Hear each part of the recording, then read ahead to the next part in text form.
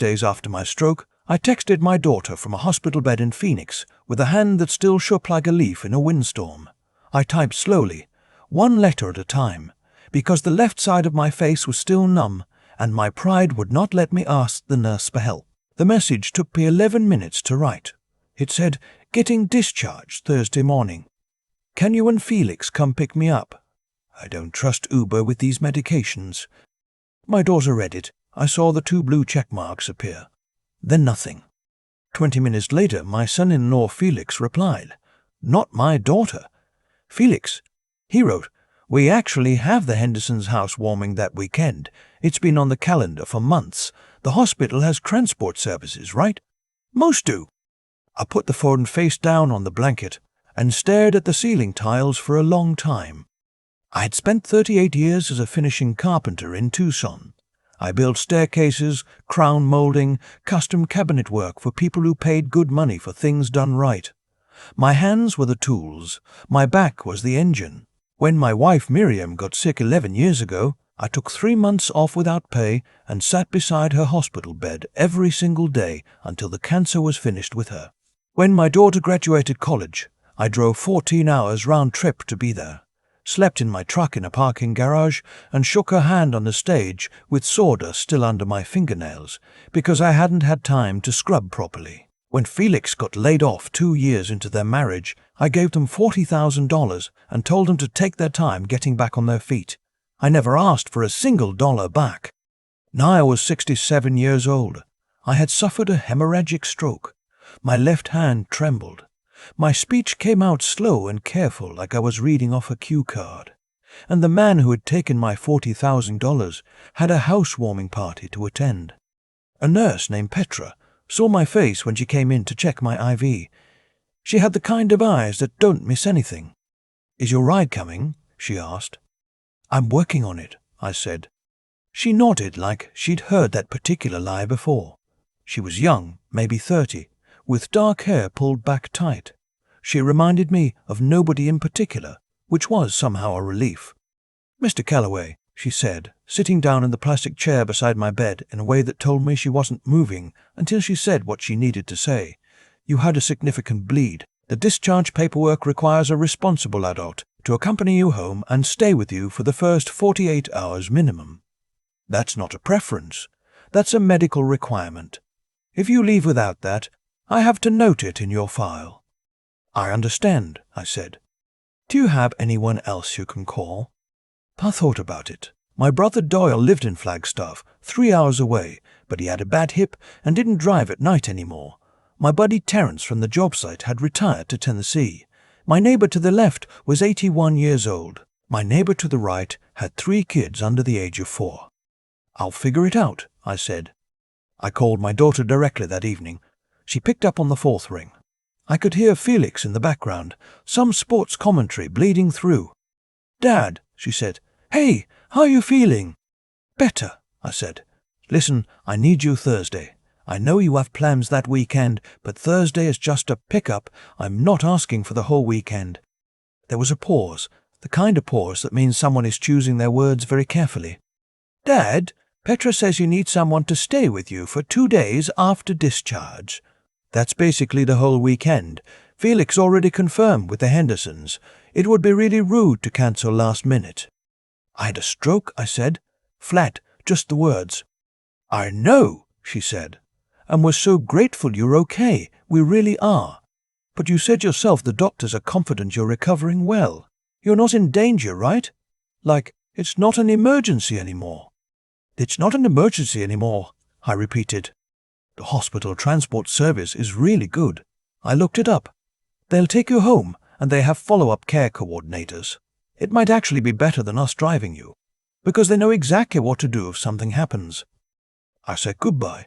I didn't yell, I didn't guilt her, I just said goodbye and hung up. I lay there in the dark, with the monitors beeping softly and the hallway light cutting under the door. I thought about Miriam. She used to say that the truest test of a person was not what they did when things were easy. I kept thinking about that. I kept turning it over. The transport service came Thursday morning in a white van with a handicap logo on the side. The driver was a man named Oscar.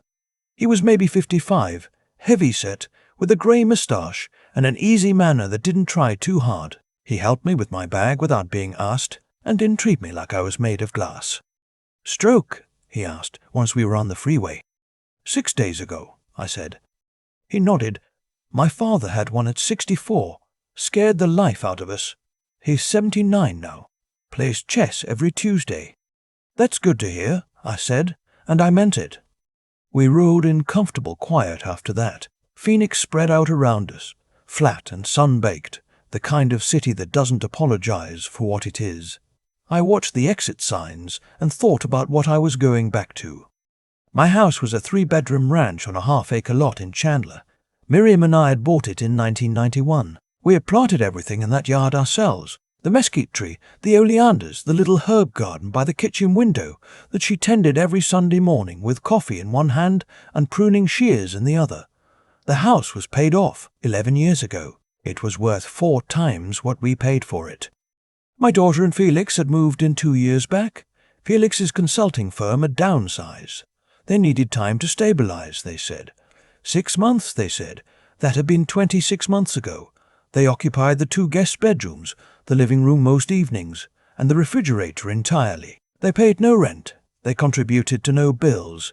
Felix drove a leased BMW. My daughter had recently started a lifestyle brand on social media. She called it a business, though I had seen no evidence of income, and she used the dining room as a photography studio most afternoons, which meant I ate my lunch on the back patio. I had said nothing because I love my daughter, because I missed Miriam every single day, and my daughter was the last living piece of her I had. Because the house was too quiet without voices in it. I had said nothing because I kept believing things would shift. Oscar pulled into my driveway and helped me to the door. I thanked him. He handed me a card with a number for follow-up transport and told me to eat something before I took the afternoon medication. Then he drove away, and I stood on my own porch and fit my key into the lock. The door swung open. The smell hit me first. Not my house's smell. The wood oil and dry desert air, and the faint ghost of Miriam's lavender soap that I still sometimes caught in warm corners. This smell was artificial. Eucalyptus diffusers and something synthetic, pretending to be clean. I stepped inside. My armchair was gone, the reading chair I had sat in for 22 years, cracked leather, right arm worn smooth where my hand always rested. Gone. In its place was a cream-colored accent chair with brass legs that looked like it came from a catalogue. The bookshelf that used to hold Miriam's gardening books and my woodworking manuals had been reorganized, curated, into a color-coordinated display that featured 3 fake succulents and a candle in a concrete vessel. My daughter came out of the kitchen holding a glass of green juice. She was wearing athletic clothes, the expensive kind, and she looked surprised to see me. "Dad, you're home early." "It's 10:45, I said. "I told you the transport was scheduled for 10. "Right. I forgot you were coming today." She said it simply, without any apparent awareness of what it sounded like. "How are you feeling? You look better. Your color is better." "Where is my chair?" I asked. "Oh," she waved a hand toward the hallway. "We moved it to the garage. It was really showing its age, Dad. Felix said the room needs better flow for my content. I'm doing a whole home series this month. The chair was just too heavy in the space." I set my bag down on the floor. My left hand was still trembling slightly. I concentrated on keeping my voice level. "That chair belonged to your mother." "I know," she said, "but Mum's been gone 11 years. You can't keep everything." Felix appeared from the hallway. He was dressed for the office even though, as far as I knew, he worked from home 3 days a week. He had the practiced smile of a man who had learned that smiling preemptively diffused situations. "Vincent," he said, "good to have you back. You look good." "Felix," I said. "We were going to talk to you about some things when you were feeling stronger," he said, moving into the kitchen and pouring himself coffee from my coffee maker. "No rush. Just when you're ready." "Talk to me now," I said. He glanced at my daughter. She nodded. "So," Felix began, in the voice he used when he was presenting something as reasonable that was not, "we've been thinking about the house, about the space. My mother is going to need some help in the coming year. She has some mobility issues, and we were thinking it might make sense for us to eventually take over the master bedroom, so we have more room to manage everything. Your room is actually the biggest by almost 200 square feet. We thought you might be comfortable in the back room. It has a nice view of the yard. The back room was Miriam's sewing room. It was 8 feet by 9 feet. It had one window. I had been sleeping in the master bedroom for 31 years. And, my daughter added, her voice careful and soft, like she was delivering news to someone fragile, we were also wondering if it might be time to start thinking about a transition plan. For you. There's a really wonderful, active senior community in Mesa. The one on Dobson Road. It has a woodworking shop. I know you'd love that. We actually toured it. You toured it, I said, while I was in the hospital. Just to be informed, she said. Just to have options on the table. We love you so much, Dad. We just want what's best for you. I looked at my daughter. I looked at the woman Miriam and I had raised. I looked at her green juice and her content schedule and her brass-legged accent chair sitting in the spot where my armchair used to be. I felt something shift inside me. Not anger, something colder than anger. The final click of something locking into place. I'm tired, I said. I'm going to rest. I went to my bedroom, still my bedroom for now, and I sat on the edge of the bed. I looked at the nightstand. In the drawer was a manila envelope I had put there before I went to the hospital 6 days ago, when I had felt the warning signs and driven myself to the ER at 2 a.m. before the stroke fully hit. The envelope held a copy of the house deed, a copy of my will, a copy of my financial accounts, and a business card for a man named Gordon Fisk. Gordon Fisk was an estate attorney. He had done work for 3 of my clients over the years. He had a reputation for being meticulous and, when necessary, unpleasant. I had called him 14 months ago, when I first started to feel the shape of what was happening in my own home. We had talked for 2 hours. He had told me what my options were. I had thanked him and hoped I would never need to use any of it. I picked up my phone. I dialed. He answered on the second ring. Vincent, he said, I was wondering when I'd hear from you. It's time, I said. There was a brief silence. Are you in a position to meet tomorrow? I'll come to your office, I said. 9 o'clock. I'll have everything ready. I put the phone down and lay back on the bed and looked at the ceiling fan turning slowly in the dry Arizona air. My hand had almost stopped shaking. My chest felt strange. Not pain, just the peculiar weightlessness that comes when you finally stop waiting and start moving. I did not eat dinner with them that night. I said I was tired, which was true. I heard them in the kitchen, laughing at something on a phone, the refrigerator opening and closing. Normal sounds, ordinary life continuing in the house that I had built with my hands and paid for with my back. At 11:30, I heard my daughter's voice through the wall. She had not bothered to lower it. He's going to be difficult about the room. I know him. Felix murmured something. We need him to agree before he starts talking to people, she said. Once his sister gets in his ear, it'll be a whole thing. We should move fast. Get the paperwork done on the Mesa place. See what the timeline looks like. If we can get him comfortable there by spring, we can finally have the house to ourselves. The market's going up, if we ever did decide to sell. Don't talk about selling yet, Felix said. I'm just saying, options. I lay in the dark and listened to my daughter plan the disposal of my life with the same casual efficiency she applied to her content calendar. I thought about Miriam's sewing room, 8 feet by 9. I thought about the armchair in the garage. I thought about Gordon Fisk. I closed my eyes and I did not feel sorry for what was coming. Gordon's office was in a low brick building near the Old Town district, the kind of office that had actual books on the shelves and a receptionist who offered real coffee. I sat across from him at a heavy oak desk. A carpenter's eye notices these things, and this was good wood, solid joinery, and I laid out everything I had brought in the manila envelope. He read carefully. He asked precise questions. He did not react with pity or surprise. Your position is strong, he said when I had finished. The house is entirely in your name. They have no legal standing as residents beyond month-to-month tenancy, which means you can issue a 30-day notice of termination at any time. The financial accounts are yours. The will is written, lease everything to your daughter, with no spousal attachment, meaning Felix has no claim. You could revise that today if you chose to. I'd like to revise it, I said. He nodded and made a note. To whom? I want to establish a scholarship fund, I said, through the local trade school for carpentry and finish work programs, kids who can't afford the tools. Gordon looked up at me over his glasses. That's a substantial change. My wife believed in people learning to build things, I said. She would have approved. He made another note. And the house. I'm going to sell it, I said, but not yet. I need a few days first. He nodded slowly. 30-day notice today. Today, I said. Certified mail and personal delivery both. He drafted the notice while I sat there. It was precise and clean and left nothing open to interpretation. I signed it. He notarized it. The whole thing took 40 minutes. On my way home, I stopped at the garage on Baseline Road that my old employee Marcus. Different Marcus, not from the list. No, I thought of Terence instead.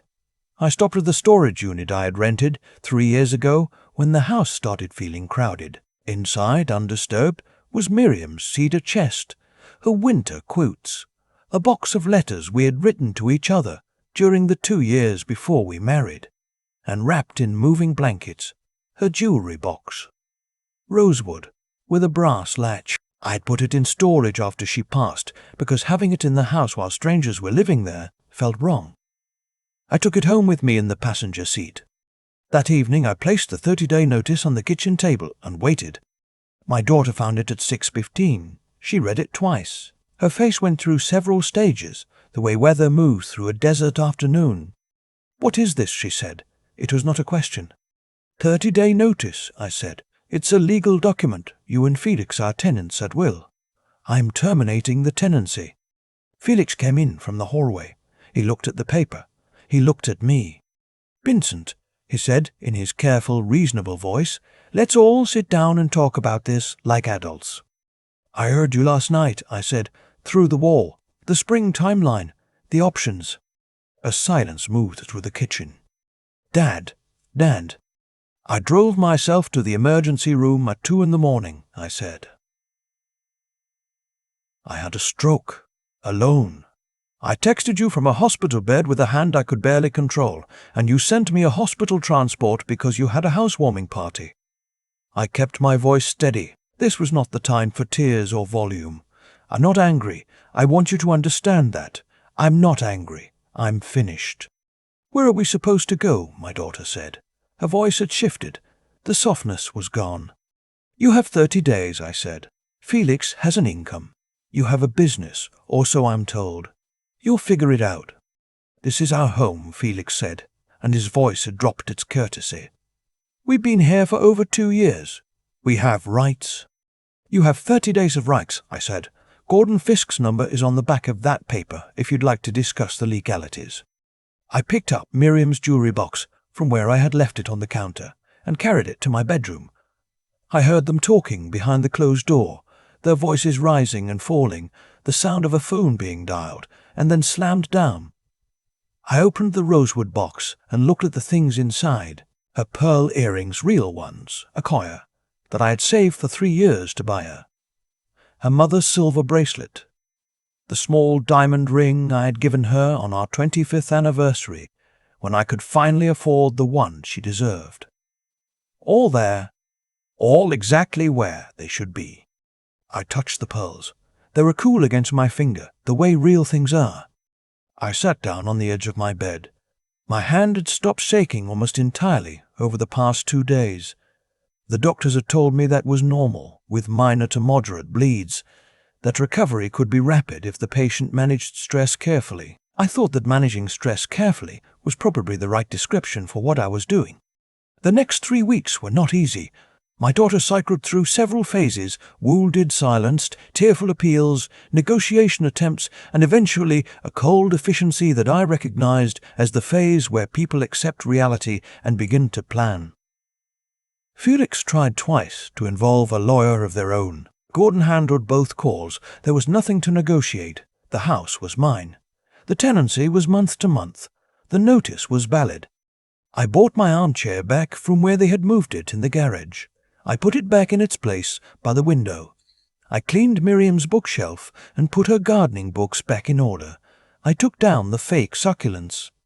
3 weeks in, on a Sunday afternoon, I heard a knock on my bedroom door. It was my daughter. She was not performing anything. She wasn't in her content clothes. She was wearing an old sweatshirt from her college days that I recognized, grey and faded, that Miriam had kept, and I had kept after Miriam because you keep those things. She looked tired and young, and nothing like the person who had toured the Mesa senior community while I was in a hospital bed. "Can I come in?" she asked. "Yes," I said. She sat on the small chair by the window. She was quiet for a moment, looking at the rosewood jewelry box on the dresser. "Is that Mum's?" she asked. "I had it in storage," I said. "I got it back." She nodded. A long silence. "I don't know when I became someone who would do that," she said. "Leave you at the hospital. Let Felix send that text, not even call." She stopped. "I've been thinking about it every day. I don't have an explanation. I have reasons. Felix's ideas about the house, the stress about money, wanting to feel like we had our own life finally. But none of it explains it. It's not an explanation." I looked at my daughter. I looked at the sweatshirt. "I know," I said. "Are you going to sell the house?" she asked. "Yes," I said. "Not to punish you, because it's too much house for one person, and I've been thinking about it for a while. There's a smaller place near the San Pedro River, 3 rooms, a workshop out back." She nodded slowly. "I've been looking at apartments," she said. "There's one in Tempe. It's fine. It's small." "Good," I said. Another silence. "Dad," she said, "can I have Mum's bracelet?" "The silver one." Whenever. I knew I don't deserve to ask. I looked at her. I thought about what Miriam would say. I thought about it honestly, not the version of Miriam I sometimes constructed to justify my own feelings, but the real one. The one who pruned her herbs on Sunday mornings. The one who cried at the hardware store when I bought my first good set of chisels because she said watching me work made her happy. "Yes," I said, "when the time comes." My daughter stood up. She hovered for a moment near the door. "I love you, Dad," she said. "I know," I said. "I love you too. That part was never the question." She left. I heard her go to her room and close the door quietly. I picked up Miriam's jewelry box and set it on my lap. I opened it and looked at the pearls for a while. Then I closed it and set it back on the dresser and went to the window and looked out at the yard. The oleanders needed trimming. The mesquite tree was doing fine, same as always. The herb garden by the kitchen window had gone to seed and dry stalk. Nobody tending it for years now, but the soil was still good. Good soil is patient. You can bring it back. Move-out day was quiet. Felix loaded a rented trailer without speaking to me. My daughter carried boxes with her eyes down. By 4 in the afternoon, the house was just mine again. My sounds, my air, my chair by the window with the left arm worn smooth.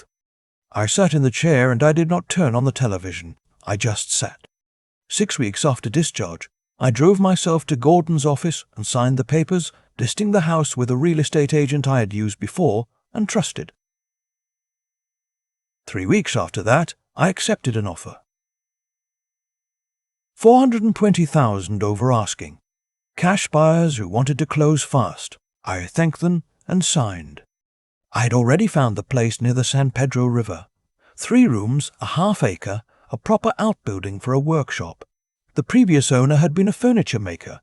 The floor of the workshop was still stained with linseed oil and fine sawdust. It smelled exactly right. I set up the scholarship fund through the community college in coordination with Gordon and a woman named Alice on the college's development staff, who had the no-nonsense manner of someone who had spent 20 years making good things happen in small budgets. We called it the Miriam Callaway Trade Scholarship. First recipients were chosen in February. I was invited to the small ceremony. I sat in a folding chair in a fluorescent-lit conference room and watched 4 young people accept letters that meant they could afford the tools to learn their trade, and I did not trust myself to speak when the coordinator asked if I had anything to say, so I just shook their hands one by one and told each of them to take care of their tools, and their tools would take care of them. That was something my father had told me when I was 19. Some things are worth passing forward. I called my daughter from the workshop on a Saturday morning in March.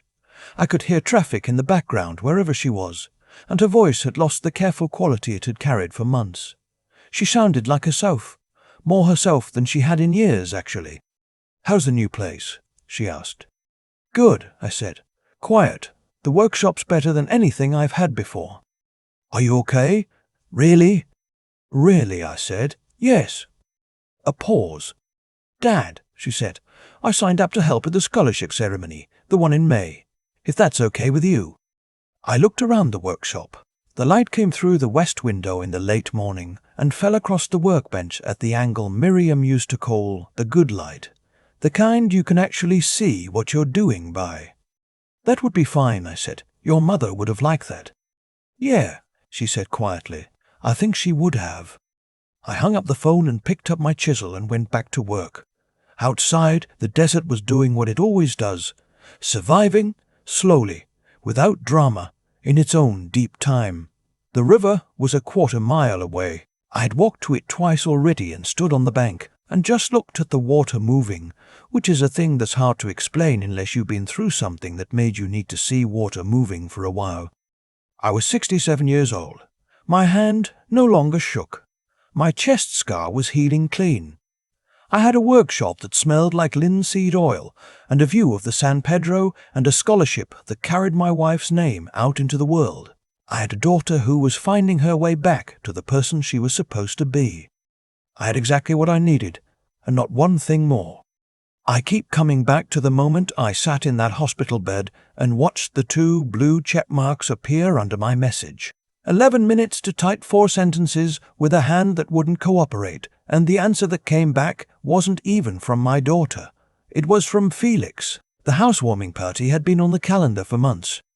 I don't tell that story to make people feel sorry for me. I tell it because I think most people who've been through something similar already know exactly what those 2 blue check marks feel like, and they spent a long time wondering if the problem was somehow them. I wondered that too in the hospital bed. I ran through the list the way you do. Things I should have said differently, boundaries I should have set earlier, moments I let slide because it was easier than the conversation it would have required. There's some truth in that accounting. I stayed quiet too long. I let the discomfort of confrontation cost me more than confrontation ever would have. But here's what I've learned, and I mean learned the hard way. Through 38 years of carpentry and 1 stroke and 1 very cold night, listening to my daughter and her husband divide up my future through a bedroom wall, the quality of your character is revealed most clearly, not when life is comfortable, but when someone else needs something from you, and giving it to them costs you something. That's the test. Not what you say at Thanksgiving, not what you post, what you do at 10:40 on a Thursday morning when your father texts from a hospital bed and you have a party on the calendar. Felix failed that test. My daughter failed it. I failed it too, in my own way, for years, by protecting them from the natural consequences of choices they needed to live with. That's not love. That's something that wears love's face. What I did after the stroke, contacting Gordon, serving the notice, selling the house, none of that was revenge. I want to be clear about that. It was the first genuinely clear-headed thing I had done in years. Clarity is a form of intelligence that has nothing to do with IQ or education. It's the ability to see a situation as it actually is, not as you wish it were, and then to act accordingly without flinching. I had been choosing the comfortable fog of wishful thinking for 2 years. The stroke, ironically, burned that fog off. The hardest part wasn't the legal process. Gordon handled that efficiently. The hardest part was the Sunday afternoon when my daughter knocked on my bedroom door in her old college sweatshirt and sat in the chair by the window and said she didn't know when she had become someone who would do that. I relieved her, and I chose to hold the door open just a little, not because she deserved it yet, but because I had watched Miriam face her own hard things with enough grace for both of them, and I figured I owed it to Miriam's memory to try. That's the part nobody tells you about getting older. The grit it takes isn't the dramatic kind, standing up to someone, drawing a line, walking away. Those moments are sharp and clear, and in some ways almost easy once you reach them. The real endurance is the long, quiet kind, choosing to keep a door unlocked for someone who locked you out, deciding what to carry forward and what to finally set down, building a scholarship with your wife's name on it, and sitting in a folding chair in a fluorescent lit room, watching strangers receive something good that came from something painful. Miriam used to say that how you handle the hard things is what you actually are, not who you intend to be, not who you were on the good days. What you are is what you do when it costs you something. I think about that every morning in the workshop, when the light comes through the west window and falls across the workbench at the angle she used to love. I pick up the chisel. I go back to work. That's all any of us can do. Pick up the tool and go back to work.